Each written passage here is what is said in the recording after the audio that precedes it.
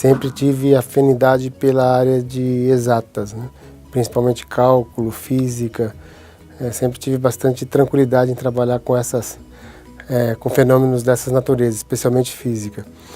E quando eu fiz a minha graduação na Universidade Estadual de Londrina, eu caminhei para duas áreas, física nuclear e astrofísica, né? Finalizando então a minha graduação em física, encaminhei para São Paulo, né, na Universidade de São Paulo, onde eu fiz o mestrado e doutorado em astrofísica, né, trabalhando com mecânica celeste, dinâmica de corpos e sistemas dinâmicos galácticos, para estudar especificamente a nossa galáxia. E nessa área de pesquisa em nível internacional, uma das coisas mais solicitadas é o trabalho com computação gráfica e simulações numéricas, o que exigia bastante entendimento com relação à linguagem de programação e computação. Isso foi no final da década de 80, início da década de 90, né? E quando então eu tinha bastante facilidade na interação com as tecnologias, principalmente com relação à programação, né? E desenvolvimento de sistemas de informação. E em 95, terminado o meu doutorado, o meu pós-doutorado pela FAPESP, né? Eu, um belo domingo, vi um edital de concurso público para preenchimento de uma vaga na área de informática, tecnologia da informação, na Santa Casa, na Faculdade de Ciências Médicas da Santa Casa de São Paulo. Isso me chamou a atenção, então eu encaminhei o meu currículo à época aqui para a faculdade e alguns dias depois, então, dentre os currículos que foram encaminhados, eu fui selecionado aí para a entrevista com a diretoria, já que a tecnologia da informação aqui da faculdade ficava vinculada à diretoria. E o que me chamou a atenção naquela época foi o agendamento da entrevista, né? 10 horas da noite, né? Então foi algo estranho, porque a gente está sempre acostumado a fazer entrevistas na parte da manhã ou da tarde, né? E eu vim às 10 horas da noite e fui entrevistado na época pelo diretor da faculdade, vice-diretor da faculdade, desculpe, o professor Dr. Hernani Rolim.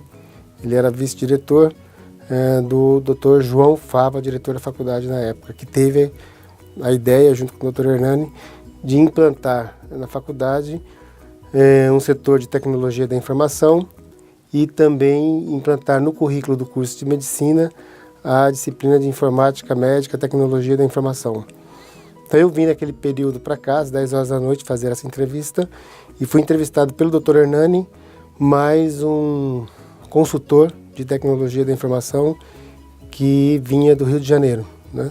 Eu imaginava que seria uma entrevista de uns 5, 10 minutos, né? Mas na verdade fiquei aqui até 15 para as 11 da noite, né, fazendo essa entrevista, e algo que me chamou a atenção, né? Porque um médico ficaria até as 10 horas da noite para entrevistar, fazer uma entrevista de um processo de seleção de docentes, né? E evidentemente que não estava só eu, né? No momento que eu cheguei, já tinha outros candidatos que já haviam sido entrevistados e tinha um outro na sala ainda sendo entrevistado, mas não acreditava que existia essa possibilidade de vir trabalhar na faculdade, né? E para minha surpresa, isso foi em fevereiro, e em junho de 1996, após análise também do conselho departamental da faculdade, porque depois que os currículos são selecionados, eles são encaminhados para uma comissão composta por 3 professores adjuntos, que são professores que estão na categoria maior docente, né? Uma das maiores, desculpe, titular é o primeiro, depois vem o professor adjunto. E o meu currículo foi encaminhado então para 3 professores distintos da faculdade, de departamentos distintos, para uma análise. E eu tive a felicidade então de ser aprovado no concurso e ter o referendo desses professores para ingressar no corpo docente da faculdade. Isso me causou bastante alegria e honra por trabalhar na faculdade, já que era uma faculdade conhecida, com reconhecimento nacional e com grande visibilidade na área de formação médica, né? E foi assim o meu ingresso aqui na Faculdade de Ciências Médicas da Santa Casa de São Paulo. Então, a partir daí, né, em junho de 96, eu assumi a disciplina de Tecnologia da Informação, que era ministrada aos alunos do primeiro ano, com uma carga horária de 40 horas. E começamos, então, a trabalhar com as tecnologias, com estatística, utilizando as ferramentas existentes na época. Mas, a partir dessa época também, em 1996, o governo federal ele publicou uma nova lei de diretrizes e bases para a educação, a LDB. Porque até então o ensino superior ele estava mais vinculado às instituições públicas e havia, até 1996, poucas instituições privadas no Brasil, né? E a partir daquela época, então, 1996, começou a ocorrer um fenômeno de criação, de aberturas de novas faculdades, novas universidades e centros universitários. Com essa expansão do ensino superior, o Ministério da Educação ele começou a regular, a supervisionar o sistema de educação superior no Brasil. E começaram a ocorrer várias visitas em todas as instituições de ensino superior. E elas passaram a ter um ato regulatório com validade. Ou seja, as instituições elas podem atuar no ensino superior, mas ela tem um processo de renovação do seu credenciamento como instituição de ensino superior, de licença para atuar no ensino superior. Até então não acontecia isso, né? A faculdade ela foi criada em 1963 e de 1963 até 1999 ela sempre desenvolveu o seu ensino com qualidade, com compromisso e com excelentes indicadores, né, de qualidade, de formação profissional, né? Mas a partir daquela época, por uma determinação do Ministério da Educação, a faculdade também deveria passar por processos de avaliação, algo que não era cultura ainda da instituição. E eu me lembro que na primeira visita que nós tivemos em 1999, eu estava ainda só como professor na instituição. Nós tivemos 3 avaliadores do Ministério da Educação, vieram, gostaram muito da estrutura da faculdade, porque a faculdade já era reconhecida em nível nacional e internacional, mas do ponto de vista de organização, principalmente com relação à produção científica docente, nós não tínhamos aqui na faculdade um registro de fácil recuperação e de fácil divulgação e visibilidade. E isso foi um ponto que trouxe uma fragilidade para a faculdade. E nós, nesse item específico, ficamos com uma avaliação na época que era classificada como A, B, C, D e E, sendo C o critério mínimo, né, de avaliação. Nós ficamos nesse item com uma nota mínima, C.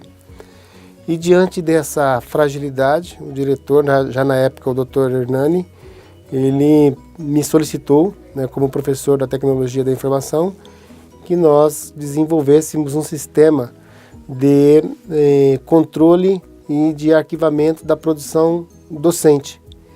E naquela época, como o Conselho Nacional de Pesquisa, vinculado ao Ministério da Ciência e Tecnologia, estava desenvolvendo uma plataforma de registro de currículos chamada Plataforma Lattes, eu sugeri ao Dr. Hernani que implantasse na instituição um currículo padrão para todos os professores, que era o currículo Lattes.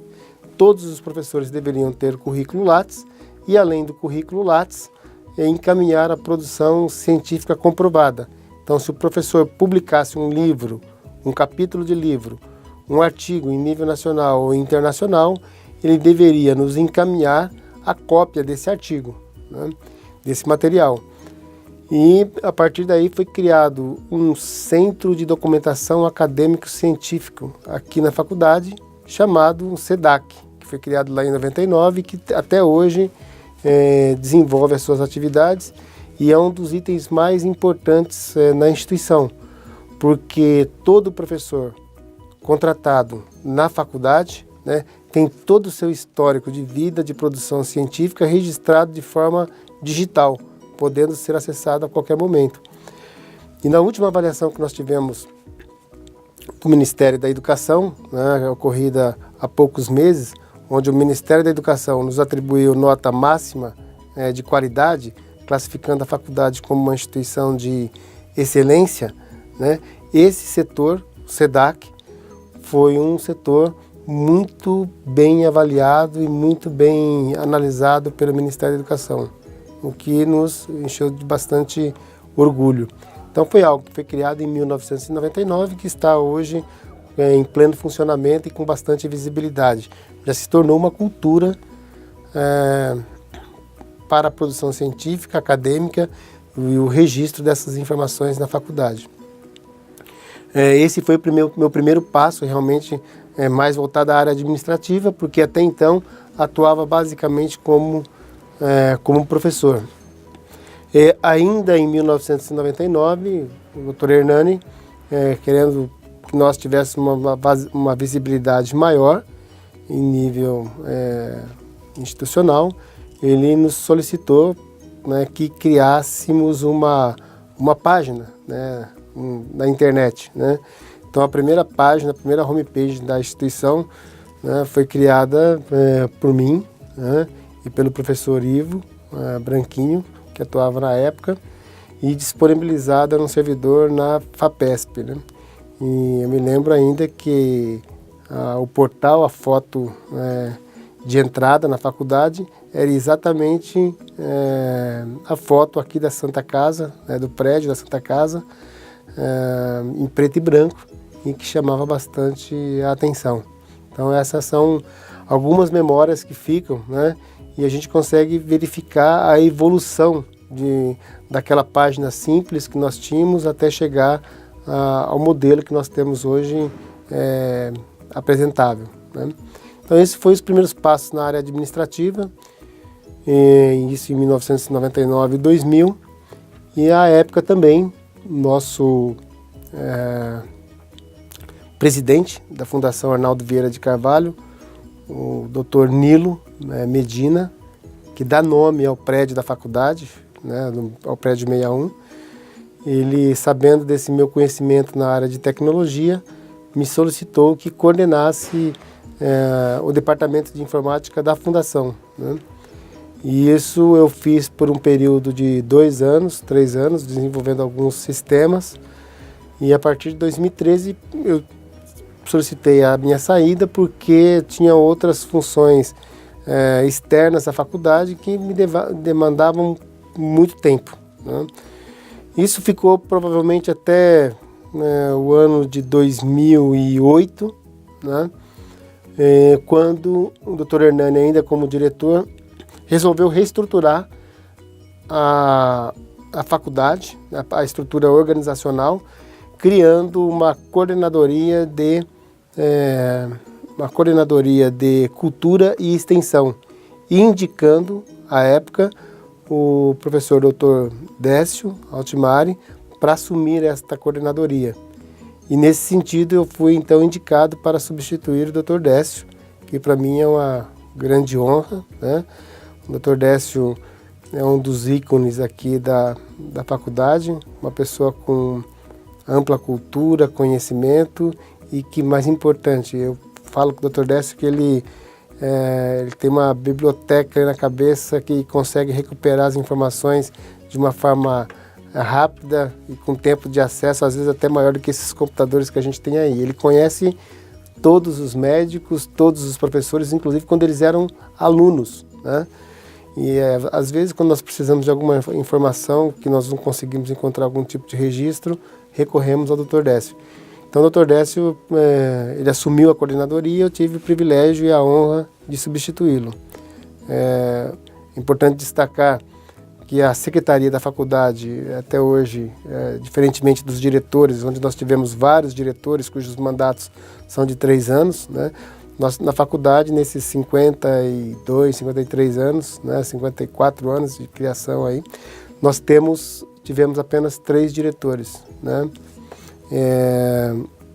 O professor Dr. Nestor de Oliveira foi o primeiro diretor da faculdade, e em seguida o Dr. Décio, e a partir de 2008 eu então assumi essa responsabilidade, que para mim é uma honra, né? Então eu tive a oportunidade a partir de 2008 de trabalhar com o Dr. Hernani Rolim, ainda como diretor da faculdade. Em 2011, Dr. Valdir Golim, em 2 mandatos. E agora também o privilégio de trabalhar com o professor Dr. Paulo Carrara, né? Esse tem sido o meu percurso dentro da Faculdade de Ciências Médicas de Santa Casa de São Paulo. Então, mudou muito a legislação educacional nos últimos anos, exigindo cada vez mais a capacitação, a qualificação com relação à legislação educacional. E nesse sentido, em 2004, 2005, eu fiz um curso de especialização em gestão educacional pela Universidade Estadual Paulista, Unesp, em conjunto com o Conselho de Reitores das Universidades Brasileiras, e tive a possibilidade de fazer um estágio no exterior, 2 estágios no exterior, um em 2004 na Universidade de Montreal, Canadá, e outro em 2012 na Universidade de Harvard, sobre gestão acadêmica, o que também me agregou assim muito valor, né? A partir de 2005 eu fui indicado, né, pelo Ministério da Educação como um avaliador institucional responsável por acompanhar também as instituições no processo de renovação e recredenciamento dos atos regulatórios, ou seja, aquele processo que aconteceu em 1999 para a faculdade, né? Então eu tive a possibilidade, indicado por meio de portaria ministerial da educação, para fazer as avaliações também em outras instituições. Então já fazem 12 anos que eu sou avaliador do Ministério da Educação, então tenho um conhecimento bom sobre os processos, né, e as indicações de como que acontecem, né, os processos de avaliação. E é importante para todas as instituições, não só para a faculdade, que ela tenha um corpo técnico, né? Um corpo técnico que conheça efetivamente o que o Ministério da Educação está exigindo, o que ele está solicitando, quais são os itens de indicadores de qualidade, os indicadores de avaliação. Isso é fundamental para todas as instituições. Não dá mais para você ter uma instituição onde você não conheça quais são as exigências do Ministério da Educação, né? Então isso me facilitou bastante. Então dentro da faculdade eu sou responsável por toda a interlocução, né, com o Ministério da Educação. A deliberação, as decisões, os atos regulatórios, é tudo de responsabilidade e competência do diretor da faculdade em conjunto com o colegiado superior. Mas dessas decisões, o encaminhamento, né, e a interlocução em deliberação do envio do material, né, passa por mim, né, que sou pesquisador institucional, além de diretor da faculdade, então eu respondo por toda essa documentação que é encaminhada ao Ministério da Educação. Então hoje mudou muito, né, do que se tinha um tempo atrás, em termos de exigências. Você, além de ter todos os cargos bem definidos, a instituição precisa ter um pesquisador institucional, ela precisa ter uma comissão própria de avaliação, que é a CPA, que determina, por força de lei, que a instituição ela realize esses processos de autoavaliação interna, indicando quais são as fragilidades e quais são as potencialidades da instituição, né, por meio da pesquisa, por meio das oitivas, escutas dos funcionários, colaboradores, técnico-administrativos, dos professores e dos alunos, ou seja, de toda a comunidade acadêmica. Ouvindo e sabendo quais são essas fragilidades, o Ministério da Educação solicita que nós façamos um relatório e encaminhamos para o MEC para que ele tenha conhecimento. Então essa CPA tem uma relevância assim, muito grande, né? Além disso, nós somos responsáveis pelos programas, respondemos junto ao Ministério da Educação pelo programa ProUni, Nós temos alguns alunos ainda na faculdade que participam do programa ProUni e também com relação a algumas comissões exigidas pelo Ministério da Educação. Então, a responsabilidade legal é muito grande, né?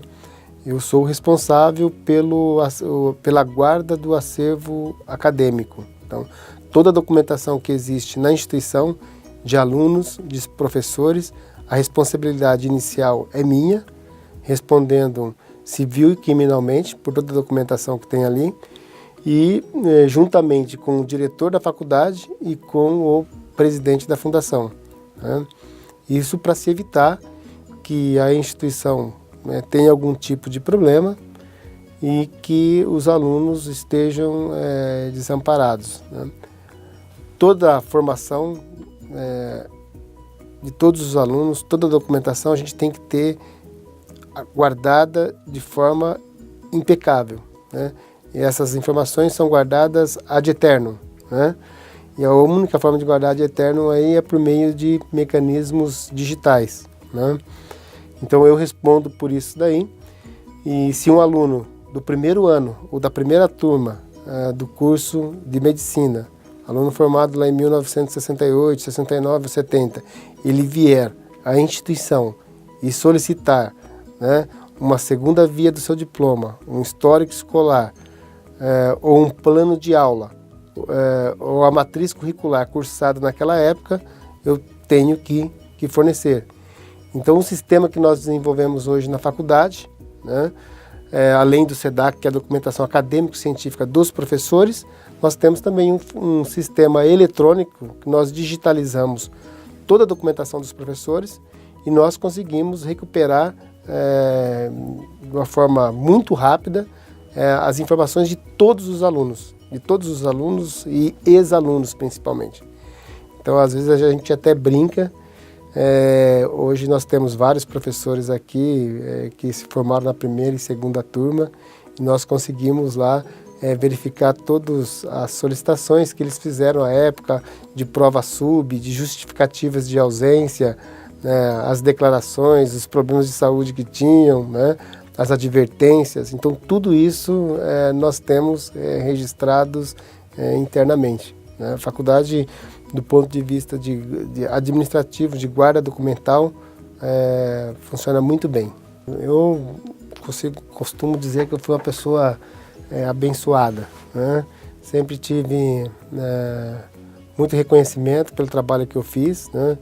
Eu venho de uma cidade do interior de São Paulo, muito pequena, são 4 mil habitantes, né? E até os 18 anos eu morava numa fazenda. Meu pai não era fazendeiro, né? Deixar claro isso daí. E a minha vida sempre, junto com meus irmãos, meus pais, sempre foi uma vida muito difícil.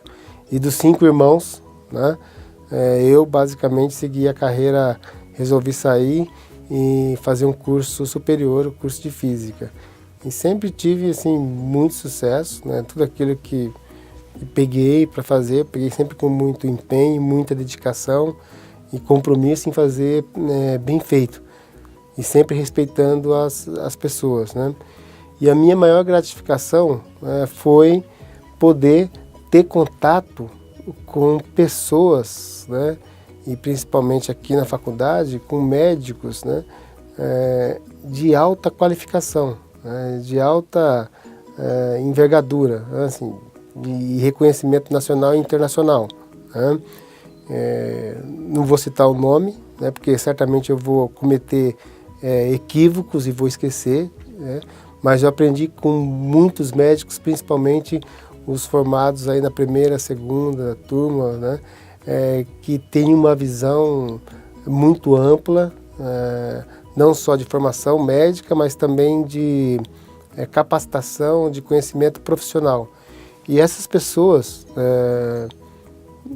a maioria deles sempre me deram apoio e esforço, apoio e reconhecimento pelo trabalho desenvolvido.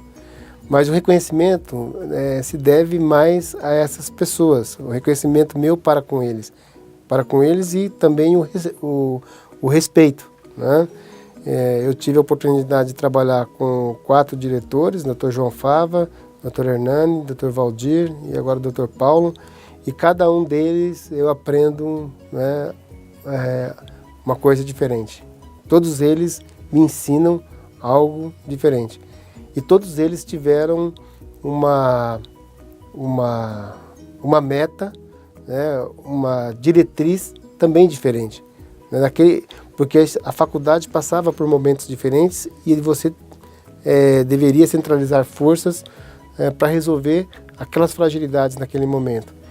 E a forma de atuação desses médicos, né, que são diferentes, elas me trouxeram muito aprendizagem, né, de ver como que eles atuam. Então, além de aprender muita coisa aqui na faculdade, eu estou há 21 anos, eu tenho uma grande admiração e respeito pelos profissionais, né, que estão aqui hoje e pelos que são formados, né?